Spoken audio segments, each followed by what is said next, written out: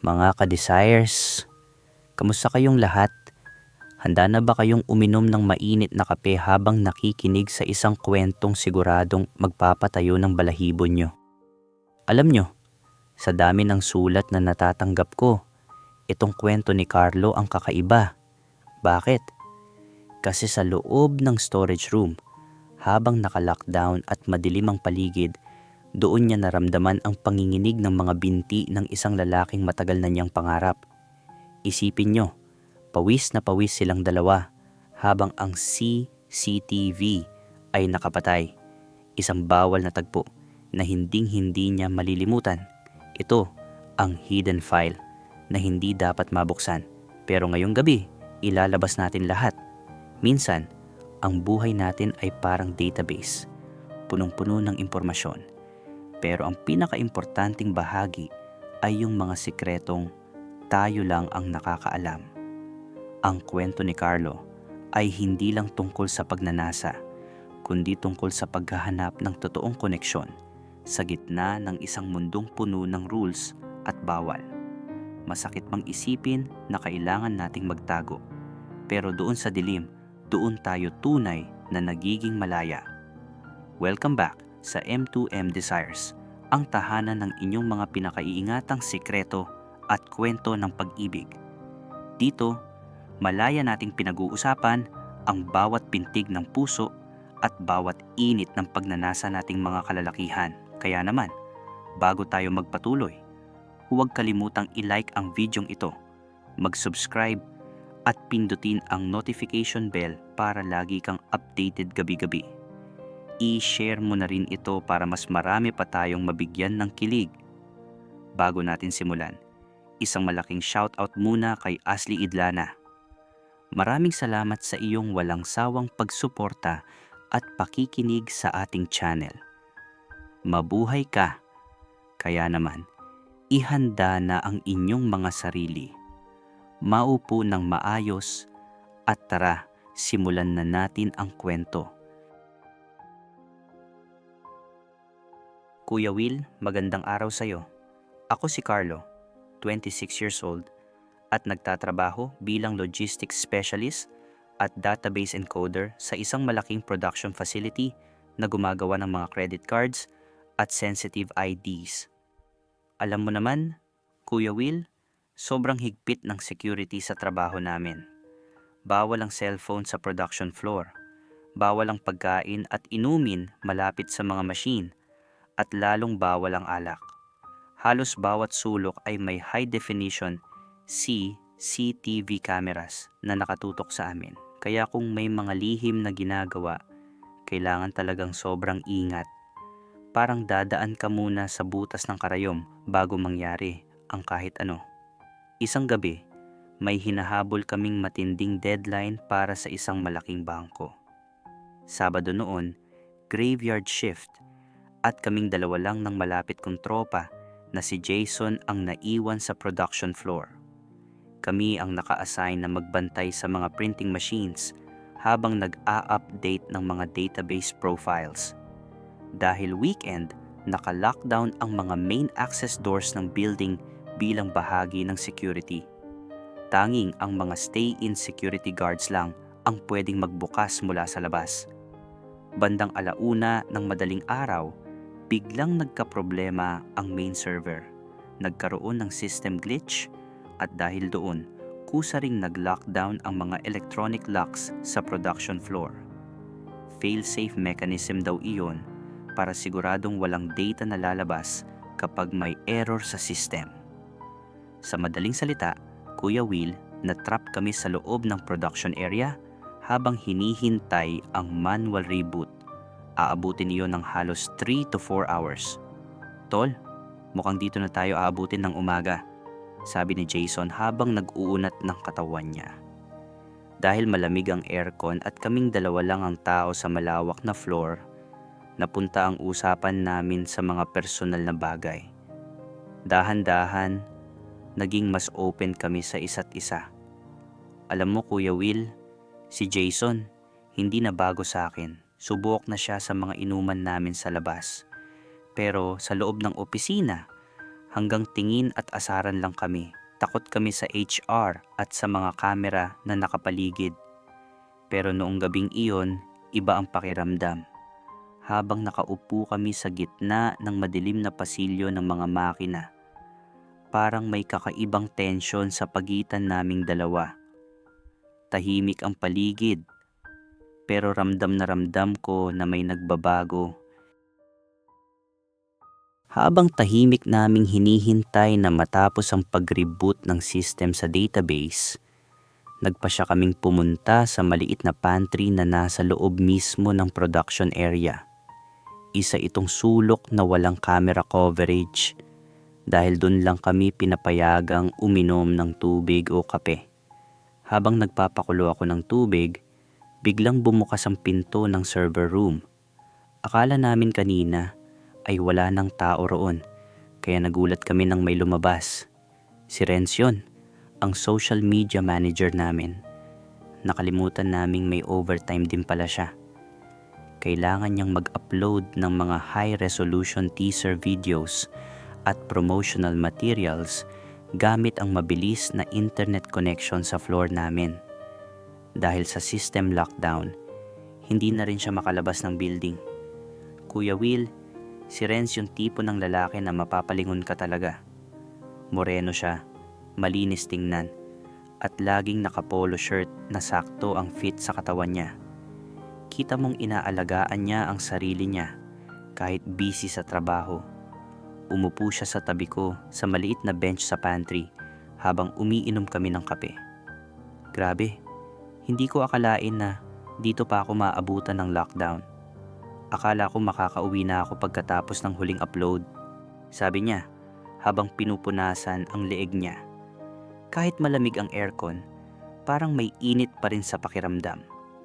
Napansin ko rin ang pabango niya na humahalo sa amoy ng kape. Hindi ko maipaliwanag, pero may kakaibang epekto iyon sa akin. Si Jason naman, parang may napansin sa mga sulyap ko kay Renz. Maya-maya, tumayo siya. Tol, check ko lang yung UPS sa kabilang dulo. Baka nag-overheat yung backup power dahil sa glitch kanina. Sabi niya bago umalis. Kilalang kilala ko si Jason, Kuya Will.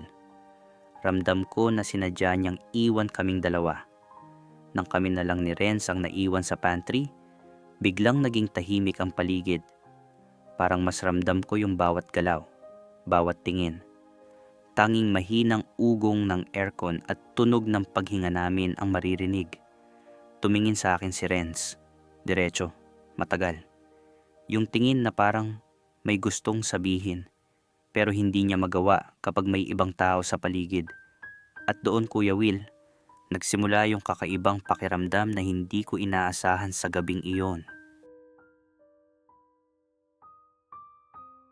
Sa gitna ng katahimikan sa loob ng pantry, Kuya Will, biglang nawala ang lahat ng antok ko dahil sa presensya ni Renz. Carlo, alam mo ba na matagal ko na talagang gustong mag-overtime kapag alam kong ikaw ang duty? Biglang hirit sa akin ni Renz. Nagulat ako sa sinabi niya, pero pinilit ko na huwag ipahalata na nabigla ako sa narinig ko. Bakit naman? Akala ko ba sobrang busy ka sa mga social media posts mo? Balik na tanong ko sa kanya habang pasimple kong idinidikit ang hita ko sa hita niya.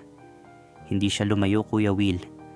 Mas idiniin pa nga niya ang hita niya sa akin na tila sumasagot sa ginagawa ko. Kasi pakiramdam ko, mas totoo ka kaysa sa ibang mga tao rito sa office. At saka, aminin mo man o hindi, alam kong kanina mo pa ako palihim na pinagmamasdan. Dagdag pa niya habang dahan-dahang inilalagay ang kamay niya sa ibabaw ng kamay ko. Kuya Will, doon ko na talaga naramdaman ang matinding init. Dahil sa panggigigil, hindi na ako nakatiis. Inabot ko ang kanyang batok at dahan-dahan kong inilapit ang mukha ko sa kanya hanggang sa magdampi na ang aming mga labi. Sa una ay mahinhin lang ang aming halik.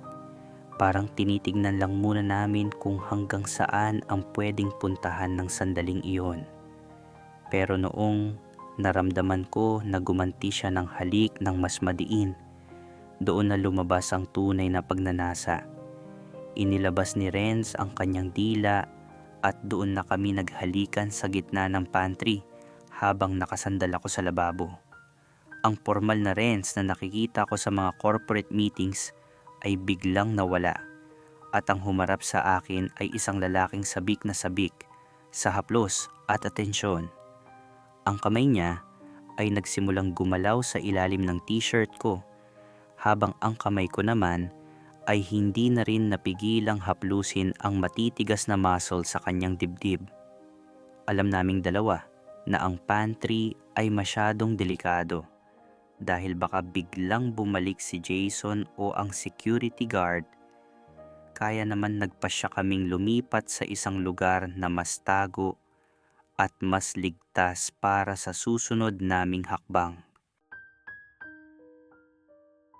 Kuya Will, dinala ko si Renz sa storage room na nasa pinakadulo ng production floor namin. Doon nakaimbak ang mga kahon ng raw materials, pati na rin ang mga blankong credit cards. Dahil sa nature ng storage na ito, wala itong CCTV coverage para masiguro ang privacy ng aming mga stocks. Pagpasok namin sa loob, mabilis ko agad itong nilock mula sa loob para sigurado.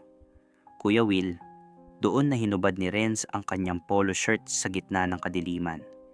Kahit tanging emergency lamp lang ang nagbibigay ng kaunting liwanag, kitang-kita ko pa rin ang bunga ng kanyang pagpunta sa gym. Ang kanyang makisig na pangangatawan ay talagang nakakabogli para sa akin. Gawin mo na ang gusto mo, Carlo. Matagal na rin naman nating pinipigilan ito. Hamon niya sa akin habang dahan-dahan siyang hinihingal. Sinimulan ko siyang damhin at halikan sa kanyang leeg pababa sa kanyang dibdib. Napaungol si Renz ng malalim.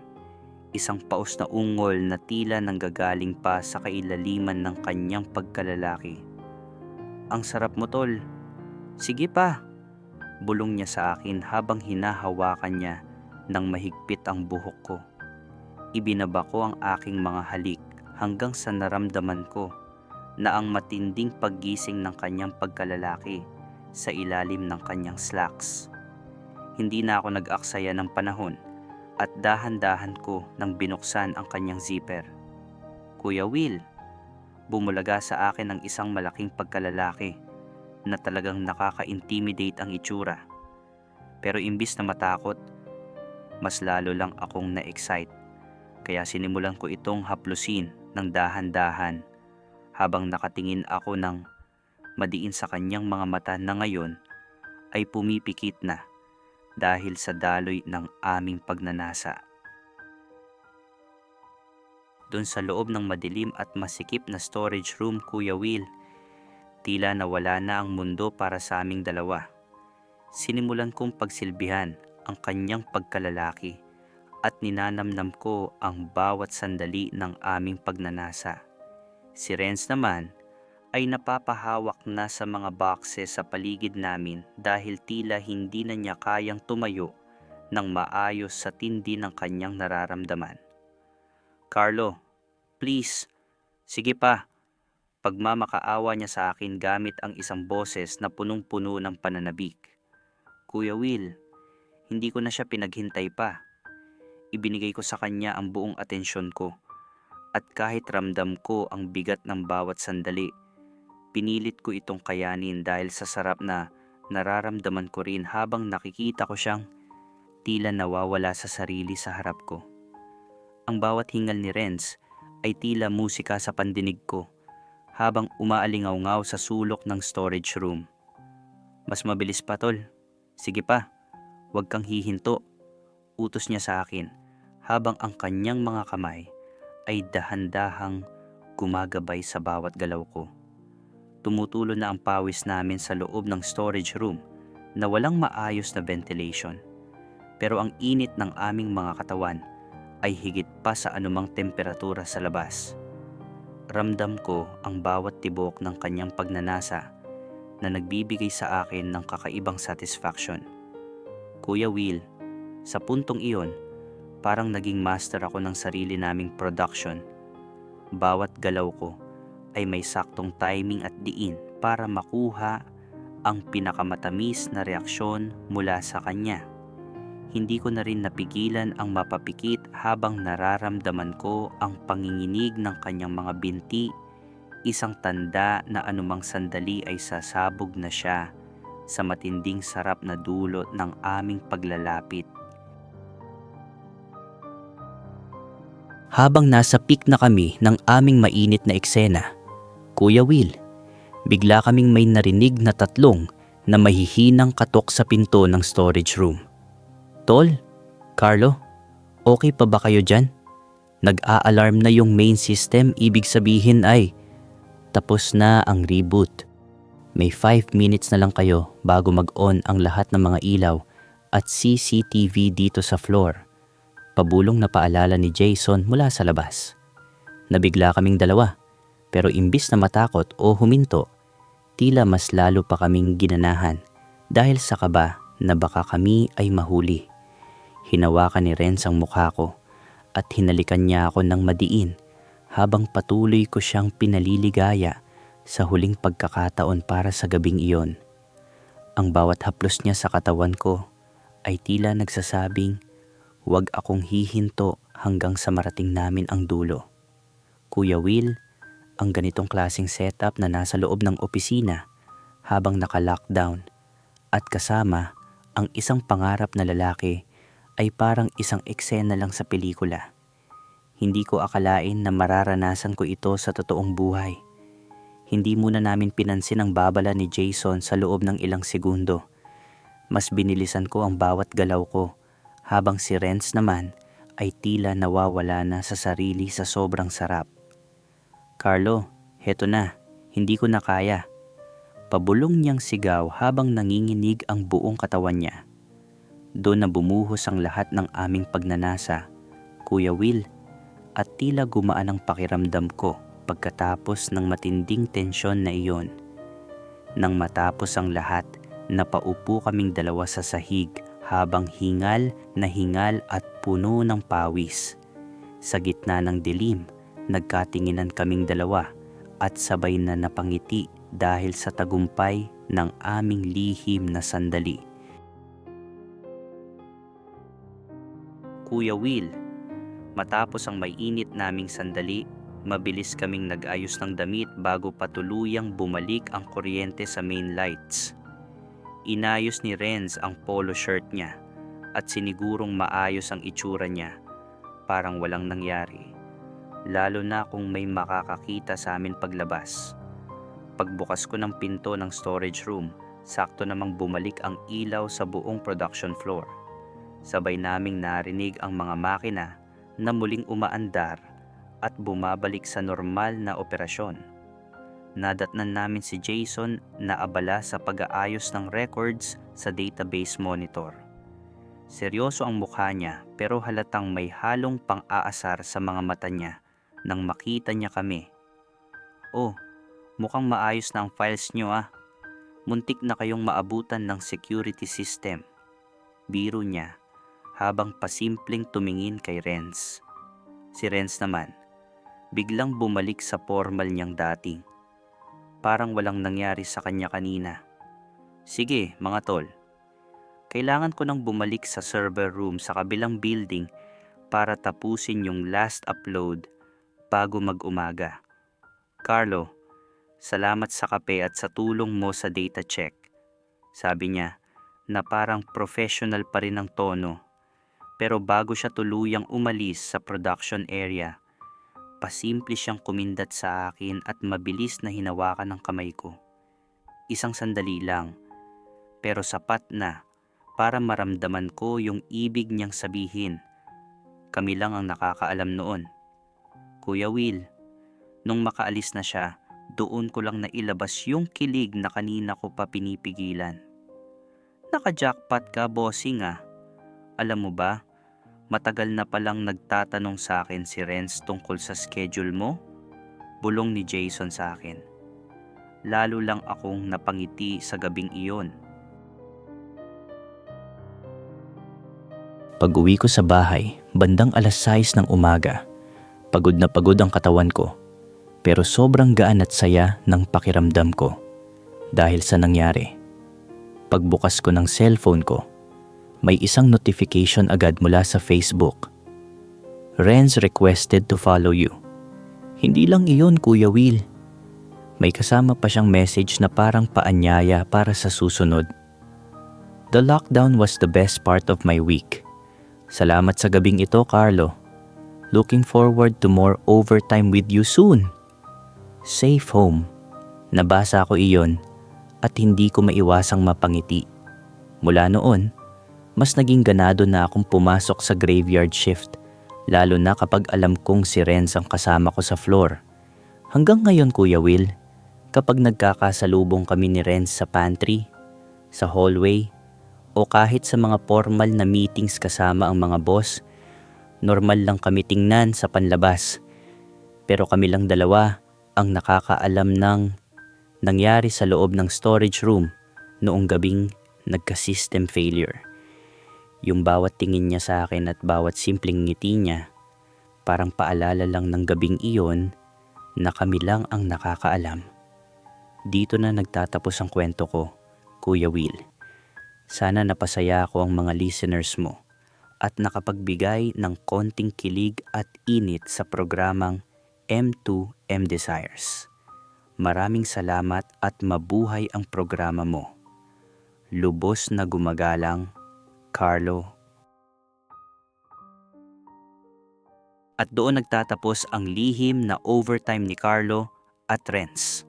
Carlo, talagang pinatunayan mo na ang system failure ay pwedeng maging perfect timing para sa puso, di ba? Alam nyo, mga ka-desires, habang binabasa ko ang sulat ni Carlo, napangiti ako. Kasi sa kabila ng mga high-tech na CCTV at mahigpit na security sa opisina, wala pa ring mas hihigit sa tindi ng atraksyon ng dalawang tao kapag tadhana na ang gumawa ng paraan. Ang maipapayo ko lang sa'yo, Carlo, enjoy the moment. Masarap ang kilig, lalo na't parang bawal.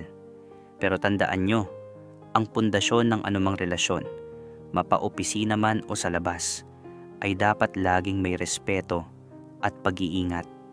Sa trabaho, professional dapat tayo, pero hindi naman masama ang humanap ng kaligayahan basta't alam natin ang limitasyon at hindi tayo nakakasira ng tungkulin.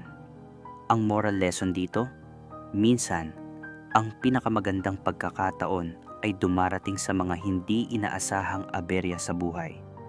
Maging handa lang tayong sumabay sa agos. Kayo, mga ka-desires, anong masasabi nyo sa naging overtime ni na Carlo at Renz? Tama ba na ipinagpatuloy nila ang init sa loob ng storage room? O dapat ba ay naghintay sila sa labas ng opisina? I-comment nyo ang inyong mga saloobin at payo para kay Carlo sa ibaba. Gusto kong malaman ang opinyon nyo. Kung nagustuhan nyo ang kwentong ito, huwag kalimutang i-like ang ating video at mag-comment ng inyong mga reactions para sa mas marami pang kwento ng pag-ibig at pagnanasa na hango sa totoong buhay. Mag-subscribe na sa M2M Desires at i-click ang notification bell. Hanggang sa muli nating pagsasama-sama sa susunod na gabi ng pag-amin at pagnanasa. Ako ang inyong lingkod, Kuya Will, nagpapaalala. Sa bawat dilim, may laging naghihintay na init. Mabuhay kayong lahat, mga ka-desires. Good night.